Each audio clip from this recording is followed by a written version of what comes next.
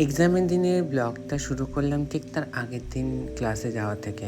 এই যে চটজলদি রেডি হলাম আর কোনো একটা ম্যাচিং কিছু না, র্যান্ডাম একটা কিছু পরে নিলাম অ্যান্ড বেরিয়ে পড়লাম ক্লাসের উদ্দেশ্যে। ক্লাস কমপ্লিট করলাম করে রাতে যখন 9:30টায় বাড়ি আসলাম তখন মনে হলো যে আইব্রোটার খুবই বাজে অবস্থা, তো একটু ট্রাই করি। মানে ট্রাই বলতে গিয়ে এই ট্রাইটা করতে গিয়ে আমার আইব্রোটা কেটেও গেছে। তো যাই হোক, এটা তোমরা কেউ চেষ্টা করবে না, যারা জানেন যারা পারো তারা অতি অবশ্যই চেষ্টা করবে। আমি সচরাচর আইব্রোটা সুতো দিয়েই তোলা হয়, বাট কাজের সূত্রে যাওয়া হয় না, তো সেই জন্য একটু ভাবলাম যে ঠিক করে নিই। যাই হোক, এখন এই যে টুকটাক মেকআপের জিনিসগুলো এক জায়গায় করে নিলাম, নিয়ে আমার অবস্থা খুব খারাপ, মাথায় ছুটি বাঁধা। আমি এখন এই ব্যাগগুলো নিয়ে বসেছি, এগুলোকে একটু ঠিক করব। কালকে এক্সাম আছে, ফ্যানের শব্দ হচ্ছে, আই হোপ তোমাদের কথা শুনতে অসুবিধা হচ্ছে, বাট স্টিল কালকে এক্সাম আছে, সেটা নিয়ে অনেকটা টেনশন। আই হোপ সব ভালো হবে। এসছি, এটা ছিল পরীক্ষার দিন মর্নিংয়ের। জাস্ট ঘুম থেকে উঠলাম, আমি চোখে মুখে অনেক টায়ার্ডনেস, কারণ আমি এত সকালে উঠি না, তো আমি জাস্ট চোখ খুলতে পারছিলাম না, কিন্তু আমাকে উঠতে হবে, রান্নাবান্না করতে হবে আর বসে যেতে হবে মেকআপে বসেছি ওই অলমোস্ট 6টা নাগাদ। আর তার মধ্যে এইটা 7:30টার মধ্যে আপডেট, এখানে খানিকটা মেকআপ হয়েছে, খানিকটা মেকআপ চলছে, সমস্ত ডান্সাররা চলে এসেছে আর বাইরে প্রচুর মেক করেছে। এরপর আমিও চটজলদি রেডি হলাম। তো টিচার মানুষ বলে কথা, একটা ভালো ড্রেস আপ তো করতেই হয়, তো পরে এই যে বেরোলাম এখন পরীক্ষা দেওয়ার জন্য। আর এখানে আমাদের গাড়িও চলে এসেছে, এই গাড়িটাই আজকে বলা ছিল আমাদের। আমরা অ্যাপ্রক্স ওই 8:30 পৌনে 9টার দিকে আমরা বাড়ি থেকে বেরিয়েছিলাম, আর তখনও প্রচুর বৃষ্টি হচ্ছিল।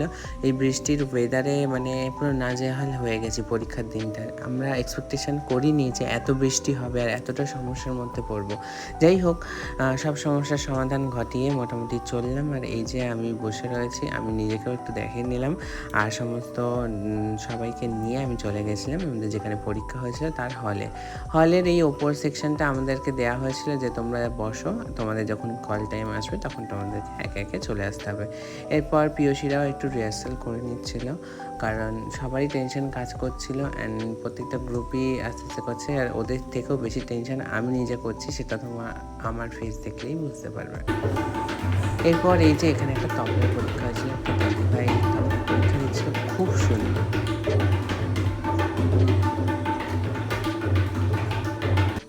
এরপরে একে একে সমস্ত গ্রুপে শুরু হলো, তো আমি সিনিয়র গ্রুপে একটুখানি ক্লিপ নিয়েছিলাম। অ্যান্ড চলো এবার বাড়ি যাওয়া পরীক্ষা শেষ হলো আমাদের অবস্থা খুব খারাপ, পরীক্ষা তো শেষ হলো অ্যান্ড টেনশনও খতম হলো। অ্যান্ড আমরা যাচ্ছি সবাই বক করতে করতে, সবার বক্তব্য যে চলো একটু ঘুরে আসি কোথাও, কিন্তু এত বৃষ্টির মধ্যে একটা হ্যাট্রিক ডে পার করার পর আর ইচ্ছা করছিল না। যাই হোক, বাড়ির দিকেই যাই আজকে, নেক্সট কোনো একটা দিন বেরোনো যাবে, এটা বলেই সবাইকে সান্ত্বনা দিয়ে বাড়ির দিকে ফিরলাম। অ্যান্ড বাড়ি ফেরার সময় বসিরহাট ব্রিজের অসাধারণ এই ভিউটা তোমাদের সাথে না শেয়ার করে তো আর পারি না। খুব কমন ভিউ, যেটা আমার ভিডিওতে বসিরহাট গেলে আমি নিই, এটা হচ্ছে বসিরহাট ব্রিজ।